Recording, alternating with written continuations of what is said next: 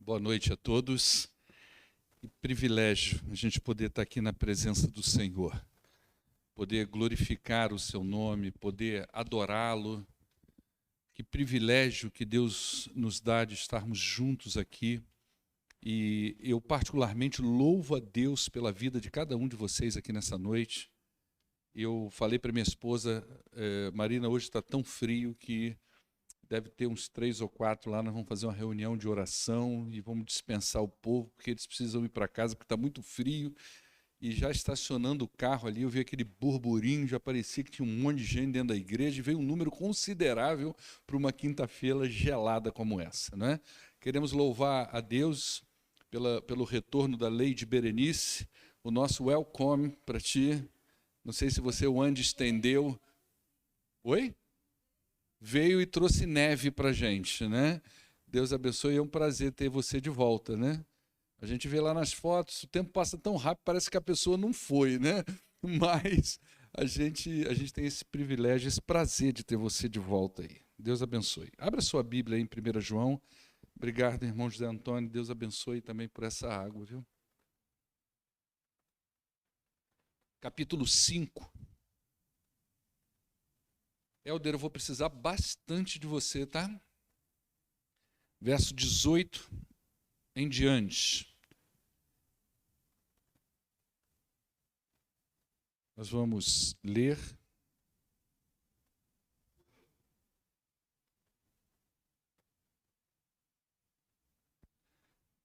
A palavra de Deus diz assim: sabemos que todo aquele que é nascido de Deus não está no pecado. Aquele que nasceu de Deus, Deus o protege. Parece que a frase aí no multimídia também, do texto, né? Aquele que nasceu de Deus o protege, e o maligno não o atinge. Sabemos que somos de Deus e que todo mundo está sob o poder do maligno. Sabemos também que o Filho de Deus veio e nos deu entendimento, para que conheçamos aquele que é o verdadeiro. Aquele que é o verdadeiro, e nós estamos naquele que é o verdadeiro, em seu Filho Jesus Cristo. Este é o verdadeiro Deus e a vida eterna. Filhinhos, guardem-se dos ídolos. Amém? Vamos orar ao nosso Deus. Pai, muito obrigado por essa noite mais uma vez. Muito obrigado porque nós tivemos condições de sairmos da nossa casa e estar aqui hoje. Eu peço ao Senhor que teu Espírito aplique tudo que a gente vai falar aqui no coração desses irmãos que aqui estão. Lance luz sobre isso, ó Deus, para que a gente entenda de verdade. Eu oro em nome daquele que vive e reina para todo sempre. Amém. Essa tarde eu estava começando a escrever. Você gosta de fazer as anotações. A minha chave do gabinete não está aqui. E eu sempre deixo uma Bíblia aqui dentro. Aliás, eu tenho uma Bíblia em cada canto que eu vou, tem uma Bíblia. Né, para não ter esse problema de esquecer a Bíblia nos lugares e eu ficar sem. Então, em cada lugar eu tenho uma. E eu esqueci a chave do gabinete aqui dentro do escritório da Marina, então por isso que eu estou com esse microfone e vou usar a Bíblia do multimídia ali. Obrigado, querido. Hoje à tarde, hoje pela manhã, eu estava começando a estudar o que eu vou falar domingo que vem de manhã, hoje de manhã. E no momento que eu estava preparando a mensagem, lendo e vendo toda a conexão que o Espírito de Deus faz entre as coisas que nós falamos aqui na igreja, se você pensar direitinho, você vai ver que há uma conexão. E uma conexão que não foi assim planejada. Eu não fiz essa arrumação, eu vou pregar esse ano sobre isso, às quintas-feiras sobre isso, que vai combinar com isso de domingo. Não, o próprio Deus parece que coordena essas coisas. E aí no meu coração eu fiz uma oração ao Senhor. Eu fiz a oração que o apóstolo Paulo fez em Efésios. Eu me lembrei da oração que Paulo faz em Efésios, no primeiro capítulo, se não me engano, do verso 15 até o final do primeiro capítulo, quando ele ora para que a igreja de Éfeso pudesse entender tudo o que ele falou nos 14 primeiros versículos de Efésios. E eu lembrei disso, né? E eu pensei, nossa, nós precisamos, eu como pastor, eu preciso orar para que a igreja, para que o Espírito de Deus dê o entendimento das coisas que a gente fala aqui, não é? E essa carta de João é uma carta muito profunda e ela me levou a pensar no que vou falar no próximo domingo, porque de certa forma tem uma conexão também entre essas coisas. Nós estamos chegando agora ao final da carta. Hoje é a última mensagem que nós vamos nessa carta. Simbolicamente nós vamos fechar ela no sentido de uma exposição. Obviamente que várias outras vezes nós vamos usar essa carta, mas é como se simbolicamente nós estivéssemos encerrando de fato ela, não é? E nesse encerramento eu quero lembrar de uma forma muito breve o que motivou João a escrever isso aqui. Qual era o contexto que eles estavam vivendo? Quando João escreveu essa carta às igrejas que receberam, né, que não, a gente entende que não foi uma igreja só, provavelmente teve mais pessoas que leram, mais igrejas, casas que leram isso aqui, né, e eles estavam vivendo um problema. O que ocasionou a escrita dessa carta foi uma problema que o apóstolo percebeu, não é? E o problema central, ao que nos parece, é que haviam falsos mestres que haviam entrado nas igrejas e eles estavam ensinando um evangelho que não correspondia ao evangelho dos apóstolos. Nós podemos dizer que era o ensino de um falso evangelho. E um falso ensino sobre o evangelho é capaz de causar danos trágicos na vida de uma igreja. E não foi só João que combateu isso, o apóstolo Paulo fez isso, Pedro também fez isso. Houve um cuidado muito grande dos primeiros escritores bíblicos, dos primeiros crentes, quanto à proteção da igreja. E porque sabia que uma doutrina mal colocada, um alicerce mal colocado, uma construção mal feita na igreja pode ter danos trágicos. E vou mais além, na vida de algumas pessoas, talvez o dano seja irreversível. O dano ele é tão prejudicial que talvez na vida de algumas pessoas seja praticamente irreversível aquilo que aconteceu. Porque para você tirar aquele erro doutrinário da vida da pessoa é um drama enorme e muitas vezes você não consegue fazer isso. É algo que tem que ser realmente milagroso pelo poder do Espírito. Então, primeiramente, João escreve para combater esses falsos ensinos. Mas ele também escreve para dar aos crentes daquelas comunidades, daquelas igrejas, certezas. Porque certezas são coisas que nos confortam. Certezas são coisas que nos encorajam. Certezas são coisas que reforçam a nossa fé, nos dá paz, nos dá alegria, não é? Então ele escreve para combater, mas ele escreve para dar certeza aos crentes. E João escreve para que os crentes saibam com certeza separar joio do trigo. Isso tem sido uma tarefa árdua da igreja, separar o joio do trigo. E aquela igreja precisava aprender isso. E precisava ter certeza desses olhares, dessa perspectiva do que havia dentro daquela comunidade. Por isso ele afirma o tempo todo que só existem 2 grupos dentro de uma igreja. Não tem 3. Ou é luz, ou é trevas, ou é filho de Deus, ou é filho do diabo. Aqueles que pertencem a Deus ou aqueles que pertencem ao maligno. Aqueles que têm a vida e aqueles que não têm. Aqueles que são falsos e aqueles que são verdadeiros. João trabalha nessa linha. Ele não titubia nem para a esquerda nem para a direita.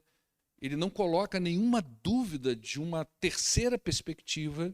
Ele trabalha com a existência clara e límpida de apenas 2 grupos vivendo dentro de uma mesma comunidade. A prioridade de João, quando ele trabalha dessa forma, não é tanto confrontar os falsos mestres, mas dar aos crentes segurança, certezas.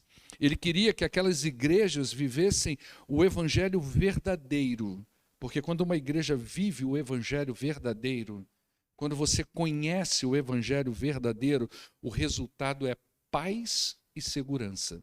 Por isso ele escreve no capítulo 1, verso 4, ele diz o seguinte, aí o Helder vai colocar para nós aí: escrevemos essas coisas para que a nossa alegria seja completa.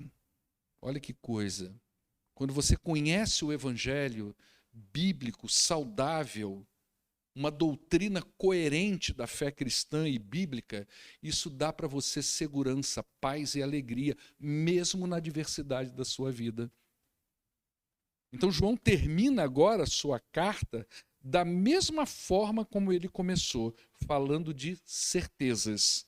Para tanto, ele faz 3 afirmações nesse finalzinho da sua carta e termina com uma exortação. E ele faz isso como ele é, claro e categórico. É assim que João vai fechar a carta dele agora.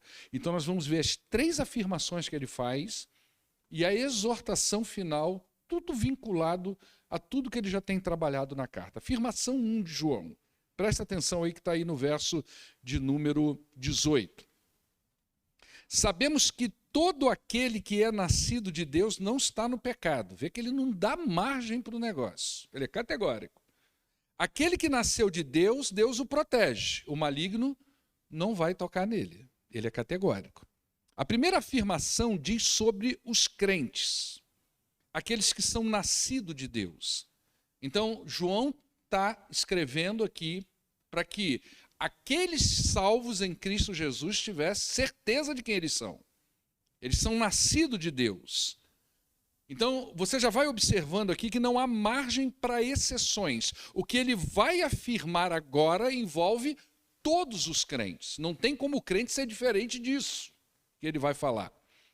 Nós podemos até inferir aqui, colocando um contraponto de uma forma negativa, vamos dizer assim, que se uma pessoa está vivendo de forma contrária ao que João vai afirmar, é como se ela não estivesse nesse grupo de nascidos de novo. Você precisa entender uma coisa, presta atenção. Essa igreja está vivendo sob tensão, a igreja para a qual ele está escrevendo. Tá certo? Então, por inferência, a gente pode pensar e colocar dessa maneira. João vai falar coisas agora a respeito daqueles que nasceram de novo, e se você não está nessa questão do que ele vai falar, é como se ele estivesse dizendo que você não pertence a esse grupo. O novo nascimento, por que a gente fala isso, né? E porque creio eu que João talvez tenha trazido isso. O novo nascimento, ele não pode ser resumido a uma experiência momentânea, uma experiência religiosa momentânea. Pessoas vêm à igreja, você entendeu o que eu quero dizer, a pessoa chega aqui na igreja, ela ouve os cultos, ela participa da adoração, não é? Ela chega um dia aqui que o Marcelo está ministrando sem violão, o Lucas está aqui atrás com violão, com base, esse grupão todo aqui, nosso Deus. Imagina o privilégio que é para uma igreja ter o nível de ministros de adoração que nós temos aqui na nossa igreja, né? E ela vê, ela ouve isso, essa adoração, Marcelo cantando como se tivesse 5.000 pessoas aqui dentro da igreja, e ele... E vai aí, povão, e tal, aquela coisa toda, e a pessoa vai, a gente que é crente, ouve, essa música está sendo cantada repetidamente por um objetivo, não é porque eles não têm repertório, mas é por causa do Vineyard que vai vir, né, do pastor Fabiano, né? E isso já comove a gente, né? E às vezes a pessoa chega aqui com uma dor no coração, né, ou com algumas questões na sua vida, e ela sente essa pressão. Ela tem uma experiência ali naquele momento emocional. Mas isso não quer dizer que ela nasceu de novo. O novo nascimento não pode ser resumido a momentos emocionais ou experiências religiosas momentâneas que uma pessoa tem dentro de uma igreja no momento de um culto. Não é isso o novo nascimento. A gente vai falar um pouco disso domingo que vem, não é? O novo nascimento, ele é um estado de permanente mudança.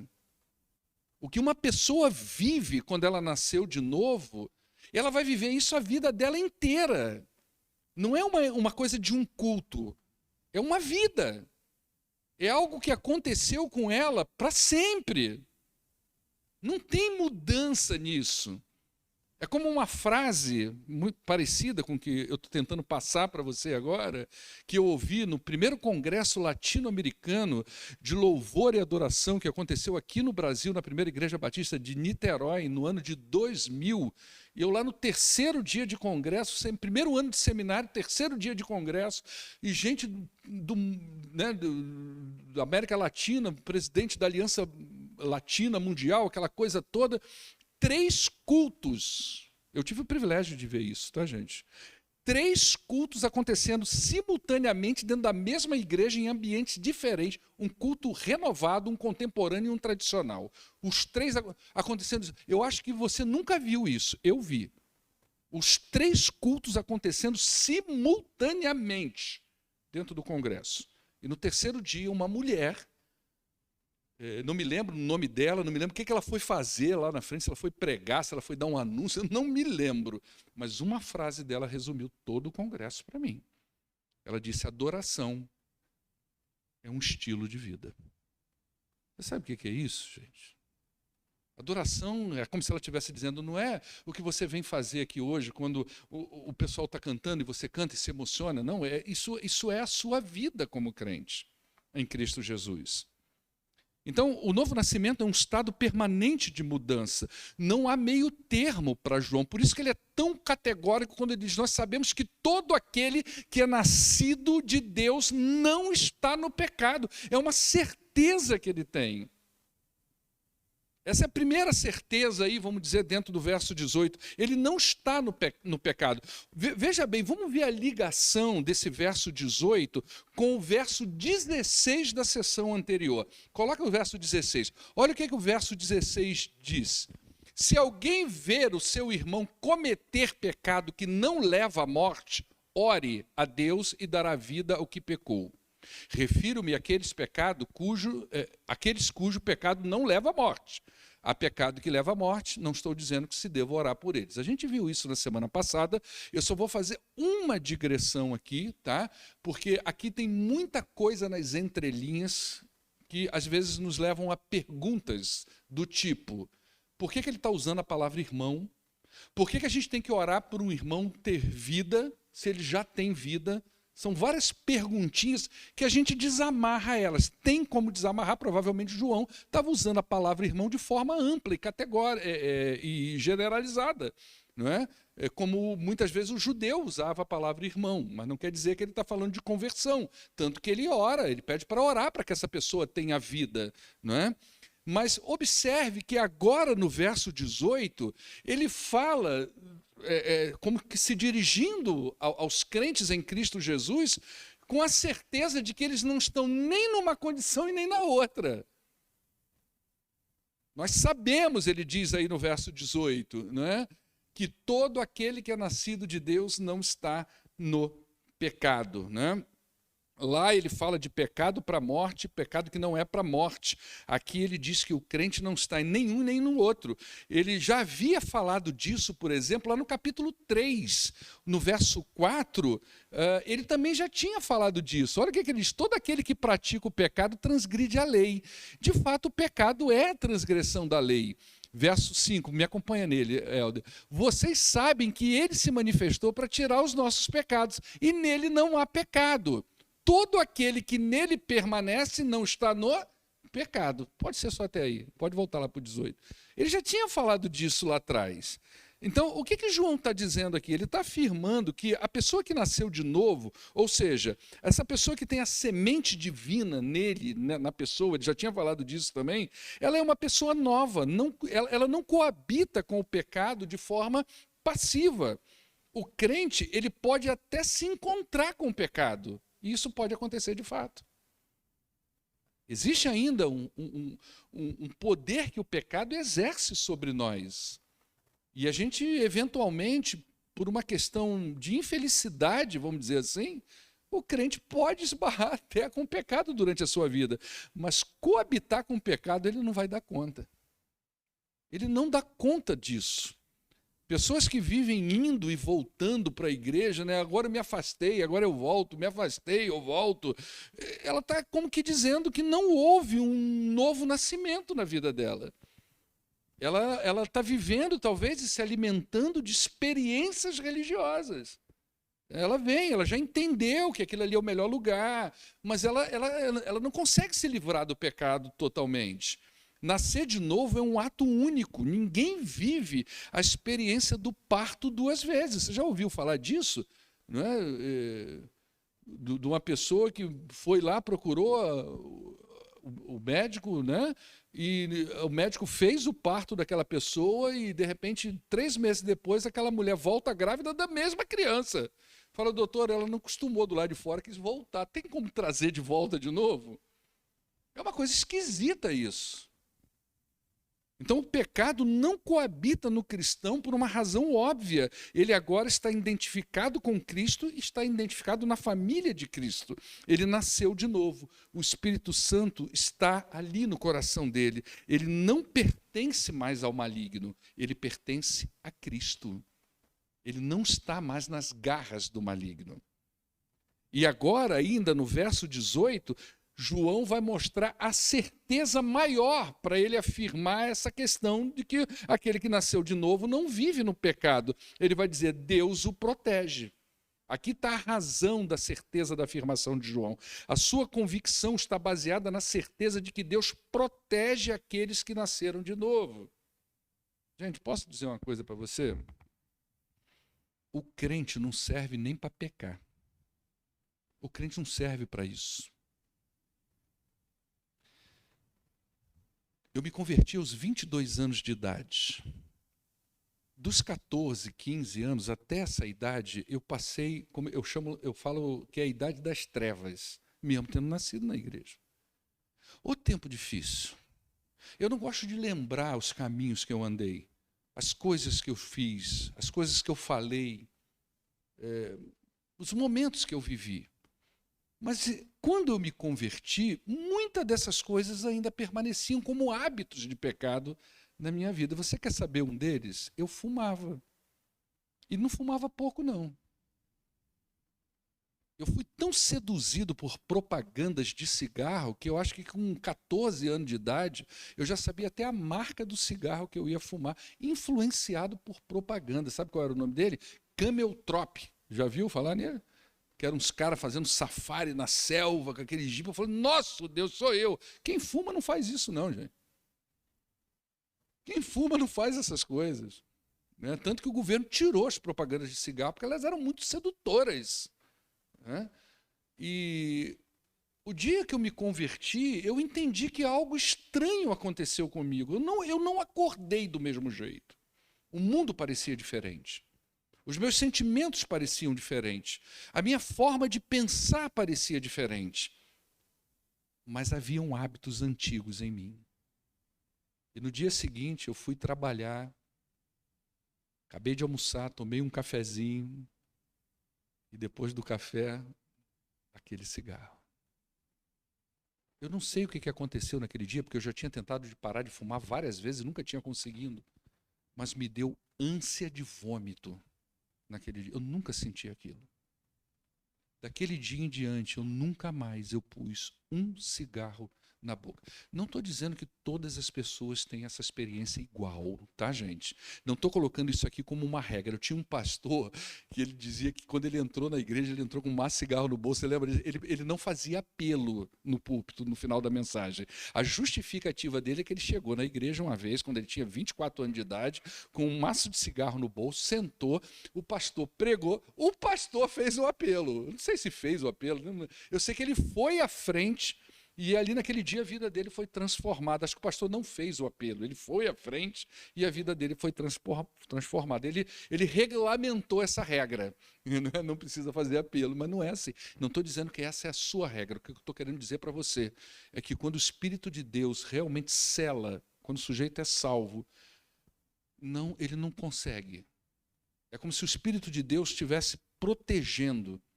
E isso é testemunho de várias pessoas. Quantas vezes eu já ouvi na minha vida, pastor, eu quase cheguei a cometer um ato de pecado, mas alguma coisa me freou e eu não consegui. Então esse é um dos privilégios de ser filho de Deus. Deus, através do seu Espírito, trabalha essa filiação na nossa vida. E esse trabalho é uma proteção contra o maligno e contra as suas astutas ciladas. É Deus protegendo o crente. E por que Deus o protege? E por que Deus o protege? Não é uma pergunta, é uma afirmação. E porque Deus o protege, ele vai dizer aí no verso 18, o maligno não toca nele. Presta atenção numa coisa, a palavra tocar aí, ela não pode ser resumida à simples ideia de um toque, uma catucada, um lembrete que você é pecador, uma tentação, é mais do que isso. Essa mesma palavra que João usa, ela foi usada por ele no evangelho dele, que ele escreveu aí, no capítulo 20, verso 17. Olha o que ele diz aí, naquele momento em que Jesus ele ressuscita, não é? E aquelas duas mulheres veem ele naquela tumba lá e tal, ele se aproxima, está procurando quem? Pensam que ele é o jardineiro. Olha o que ele diz: não me segure.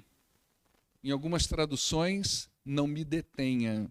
Essa é a mesma palavra grega e aramaica aí embaixo, que foi traduzido para a Bíblia grega, é a mesma palavra que João está usando na sua carta, quando ele diz que o maligno não toca na pessoa. Tá? E ele vai dizer, não me segure, não me detenha, pois ainda não voltei para o Pai. Vai, porém, e fala aos meus irmãos e por aí vai. A ideia aqui é de deter, é de reter, é de segurar. É como se ele estivesse dizendo que o maligno não toca.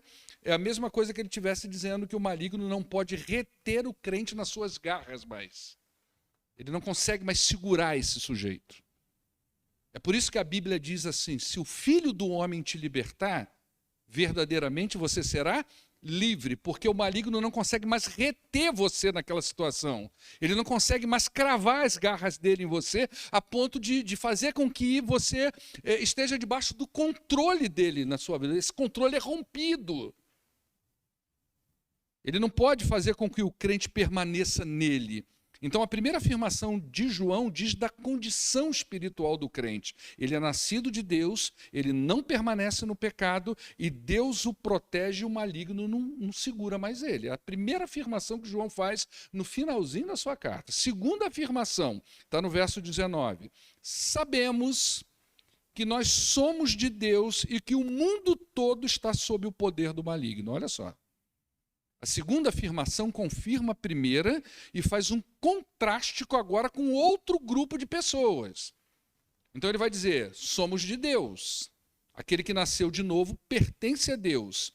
Cristo comprou ele com seu sangue. Deus é sua fonte de vida e de sua existência. Ele está identificado com Cristo. Ele faz parte da família de Cristo. Somos de Deus, nasci de novo. Mesma coisa que ele disse no verso 18. Agora, olha a segunda parte do verso 19. O mundo está sob o poder do maligno. Então, ao contrário desse povo crente que pertence ao Cristo, o mundo pertence a outra pessoa.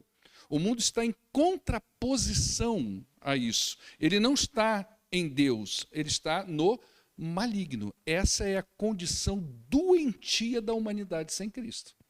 É isso que a gente vê aí. Quando foi pedido aqui, nós temos que orar pelo andarilho, né, que a irmã Helena falou ali, para que Deus coloque. Realmente, tem muito andarilho que tem um espírito de rebeldia nele. Ele não quer voltar para casa.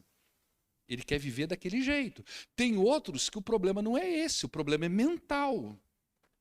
Tem outros que o problema é briga familiar, é droga. Você tem todos os casos da rua. Esse é o retrato doentio da humanidade. E nós vamos ter muitos que não são andarilhos, como nós conhecemos, são andarilhos espirituais. São pessoas que ainda não se encontraram com Cristo, estão aí perdidos na sua vida, sua alma está perdida. Não é? Então, observe que João divide o mundo em duas partes, com Cristo e com o maligno. Ou você está num lugar ou você está no outro. Gente, nós não podemos tirar da cabeça que ele está escrevendo para uma comunidade cristã que está sob tensão. E que, de tabela, ele está combatendo ali, ele está mandando para aquelas pessoas que estão ali, ensinando um evangelho errado. Então, ele está falando para uma comunidade. né? O mundo está nas mãos do maligno. E segundo João, ele está nessa condição e sem nenhum movimento para sair dela. Por isso que você vê tanta coisa estranha no mundo. Você já percebeu como as coisas estão ficando esquisitas? Às vezes eu falo para a Marina assim, a impressão que a gente tem é que abriram as portas do inferno e está aparecendo um monte de coisa estranha entre a humanidade. Coisa que a gente nunca viu. Por isso que na sua tradução, e talvez seja a representação mais clara do que João quer falar, na sua tradução está escrito assim, o mundo jaz no maligno.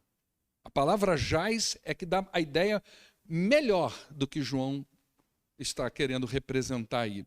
Tá? Aonde você vê a palavra jaz? Aqui jaz fulano de tal. No cemitério. A ideia do jaz, é a palavra que João usa aí, a palavra original, traz justamente essa ideia assim, de alguém que está sendo ninado no colo de outra pessoa, ele não consegue se movimentar, ele está adormecido, ele está imerso ali naquela situação. Essa é a ideia do mundo sem Cristo. É como se o maligno tivesse colocado as suas garras, por isso que é tão difícil, às vezes, você falar de Cristo para uma pessoa, por isso que é tão difícil, às vezes, essa libertação. Eu acho que eu falei disso, não sei se foi semana passada, que nós temos o dever, como igreja, de orar para que as pessoas sejam libertas. Né? Nós batistas, às vezes, o batista tem um problema sério. O batista não usa crucifixo porque ele tem medo de ser confundido com católico. O batista evita dar glória a Deus porque ele tem medo de ser confundido com pentecostal. O batista evita falar em libertação espiritual porque tem medo de ser confundido com gente que está fazendo campanha da Universal. E a gente vai deixando de fazer aquilo que é bíblico. Entendeu? Tem hora que a gente precisa botar o sujeito na roda e impor a mão sobre a cabeça deles e orar pela libertação, gente. Isso é bíblico.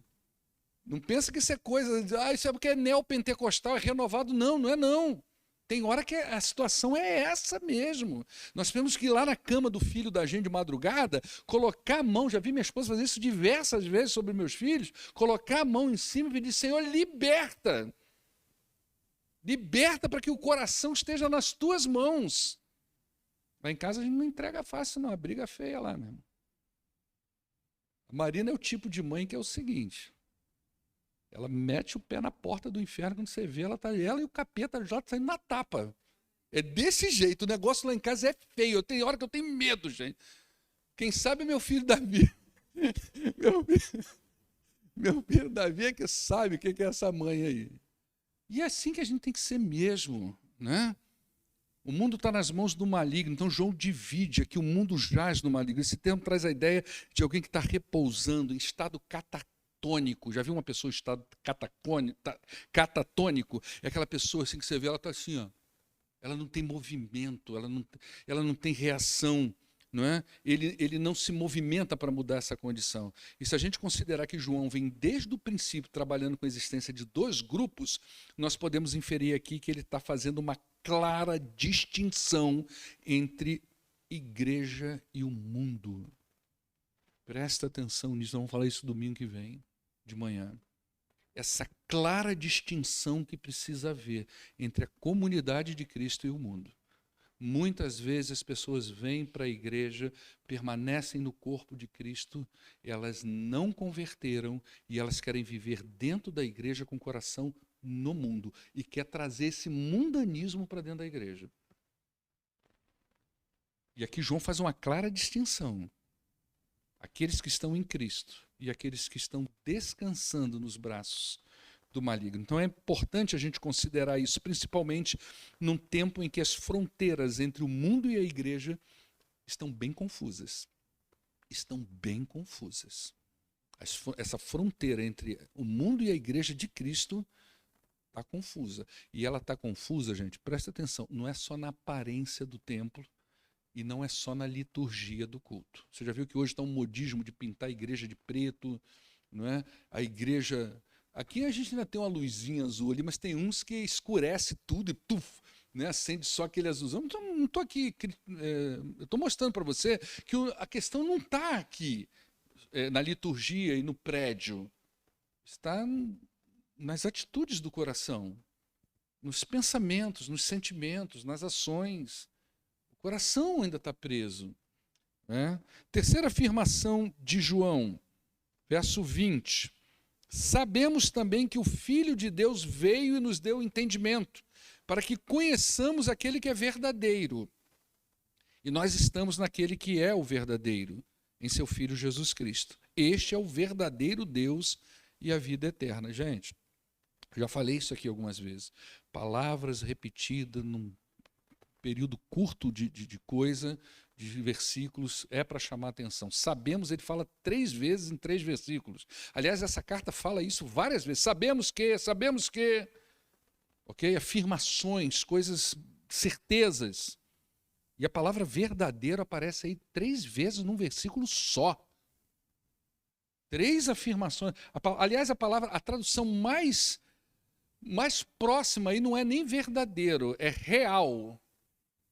Em contraposição com o Cristo irreal que os falsos mestres estavam ensinando para a igreja.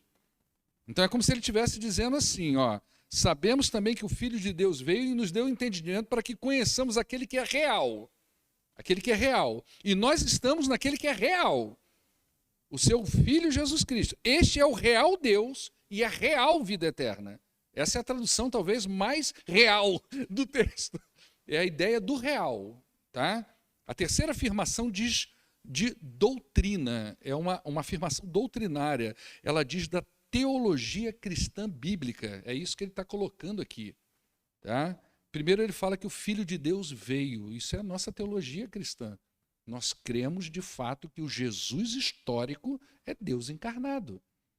Essa é uma das grandes afirmações da fé cristã. A fé cristã não considera apenas que aquilo que Jesus veio fazer, mas o fato de que Deus encarnou em Cristo e habitou entre nós.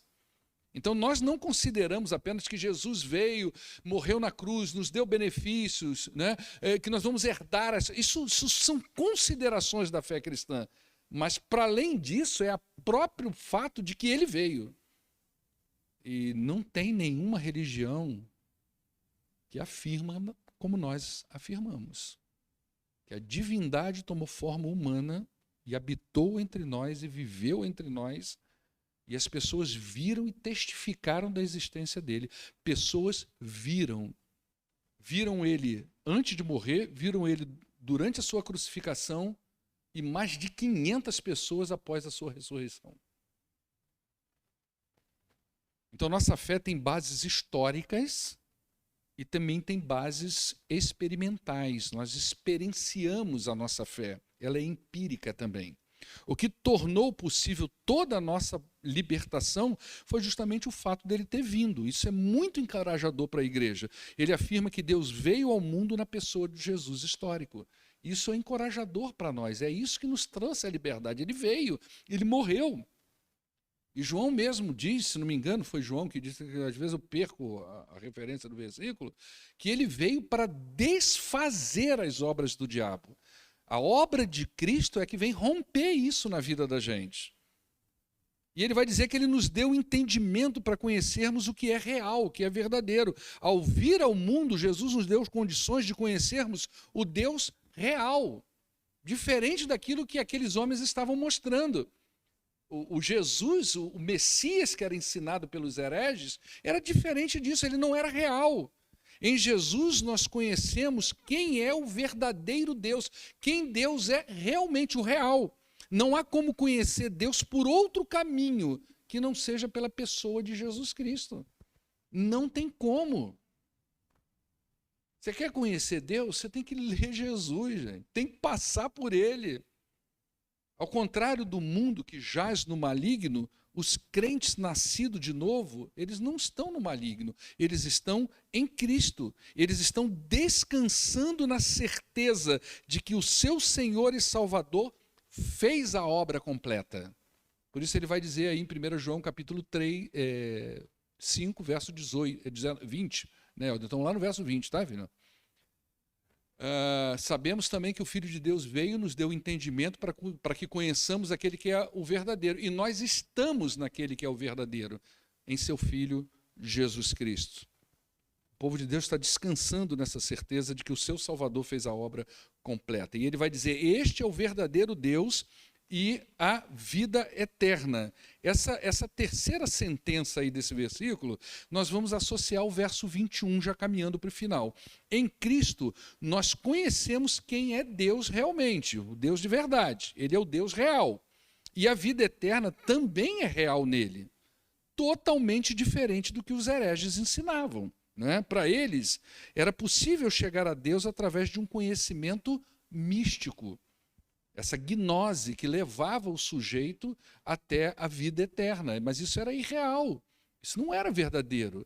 Eles achavam que algumas pessoas receberam esse conhecimento e à medida que você vai se envolvendo com isso, você vai chegando ao Deus. Isso é muito presente em várias outras religiões do mundo.